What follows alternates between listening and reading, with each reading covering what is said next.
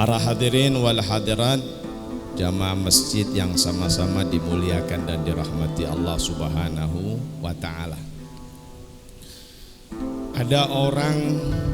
Ada dua orang sholat, sama-sama sholatnya, sama-sama di masjidnya.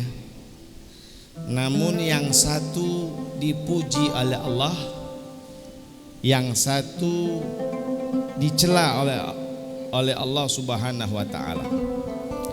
Qad aflahal mu'minun alladzina hum fi salatihim khashi'un. Beruntunglah orang-orang yang beriman. Siapa mereka? Alladzina hum fi salatihim khashi'un, yaitu orang-orang yang khusyuk di dalam sholatnya. Yang kedua, sholat juga di masjid juga, tetapi dapat celaan dari Allah Subhanahu wa ta'ala.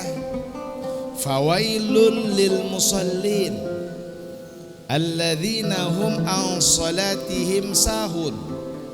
Celakalah orang-orang yang sholat. Orang sholat tapi oleh Allah dikatakan orang yang celaka. Kenapa? Alladzina hum an salatihim sahun.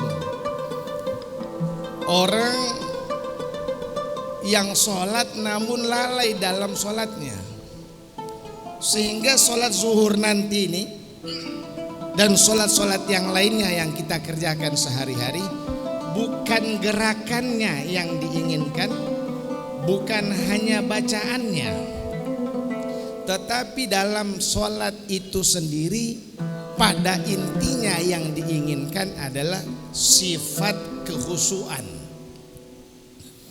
Mulai dari tadi pertama melaksanakan sholat, mengucapkan lafaz takbiratul ihram, sampai nanti dengan salam yang pertama ke sebelah kanan dan ke sebelah kiri. Yang kedua, yang diinginkan bukan gerakannya atau bacaannya, tetapi bagaimana sholat itu satu mempunyai sifat khusyuk. Sebagaimana orang makan kita berbuka puasa, bukan masalah makanannya itu atau minumannya, tapi rasa daripada makanan itu bagaimana membawa rasa kenyang, membawa rasa nikmat di mulut kita, bukan makanannya itu dan minumannya. Begitu juga sholat. Yang diinginkan daripada gerakan dan bacaan daripada sholat itu yaitu adalah sifat khusyuk. Lah khusyuk itu apa? Lah khusyuk itu bagaimana yang dikatakan khusyuk? Apakah khusyuk itu definisinya kayak tenang diam? Bisa-bisa ini tidur. Orang dalam keadaan posisi berdiri bisa saja dikatakan tidur. Sehingga para ulama sepakat orang sholat itu menutup mata hukumnya makruh. Apakah yang namanya khusyuk itu betul-betul ketenangan jiwa, ketenangan hati di dalam sholat? Macam-macam pengertian multi tafsirnya para alim ulama mengenai khusyuk. Satu, Al-Imam Al-Ghazali di dalam kitab Ihya Ulumuddin mengatakan, orang mulai takbiratul ihram mengucapkan lafaz Allahu Akbar, dia tahu kalau dia lagi sholat sekarang di Masjid Sabilur Rasyad.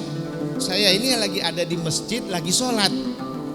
Bacaannya rakaat pertama ini, kedua gini, ruku begini sampai salam. Dia tahu, berarti dia lagi dalam keadaan khusyuk. Ini menurut pengertian Al-Imam Al-Ghazali dalam kitab Ihya. Dia tahu kalau dia sekarang ini mau sholat zuhur di Masjid Sabilur Rasyad, sholatnya sholat zuhur, bacaannya seperti ini, gerakannya seperti ini. Itu dikatakan orang yang khusyuk di dalam sholatnya. Karena ada orang angkat tangan takbir Allahu Akbar, sudah selesai salam ya. Tadi barusan kita apa tadi? Ada orang sampai tingkatan seperti itu. Kalau seandainya khusyuk di dalam sholat itu dipahami, mohon maaf, harus seperti kayak orang tenang, memaksakan diri seperti itu. Masya Allah, tidak semua manusia ini sama seperti itu. Dalam riwayat Imam Muslim, Nabi pernah sholat, seketika sholat, tengah-tengah sholat itu baca ayat yang agak mau panjang, tiba-tiba langsung ruku, kemudian terus seperti itu. Sahabat habis sholat tanya sama Rasulullah, ya Rasulullah, biasanya sholatnya agak panjang, kenapa kok tiba-tiba langsung dipercepat? Apa kata Nabi? Saya mendengar tangisan seorang anak bayi di belakang safnya ibu-ibu. Nanti kalau saya kasih panjang bacaan sholatnya, khawatir sholatnya kita satu masjid terganggu karena tangisan seorang bayi, maka saya percepat sholatnya. Padahal orang yang paling khusyuk sholatnya adalah Nabi Muhammad SAW, tapi beliau masih mendengar suara tangisan. Ini riwayat yang pertama. Riwayat yang kedua, di dalam Muslim juga, Nabi pernah sholat zuhur, begitu rakaat yang kedua, tahiyat yang kedua, Nabi langsung mengucapkan salam. Assalamualaikum warahmatullahi, assalamualaikum warahmatullahi. Sahabat tidak ada yang berani tegur. Sahabat menyangka mungkin ada wahyu yang datang, sholat zuhur dirubah jadi 2 rakaat. Jadi sahabat diam saja. Begitu habis salam, Nabi mundur ke belakang, bersandar di tiang pelepah kurma. Sahabat bertanya, amkusirta sholah ya Rasulullah? Ya Rasulullah, apakah sekarang sholat zuhur sudah diringkas, yang 4 jadi 2? Maka Nabi bilang, betulkah apa yang dikatakan ini? Yang satu orang sahabat namanya Zulyadain.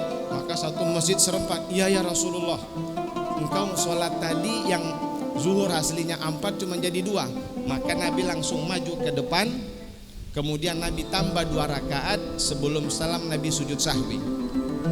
Padahal Nabi ini orang yang dijaga oleh Allah, maksum, tapi beliau lupa kalau sholat zuhur itu 4 rakaat, baru 2 rakaat beliau sudah salam. Kalau kita mau mengartikan khusyuk itu kayak betul-betul tenang.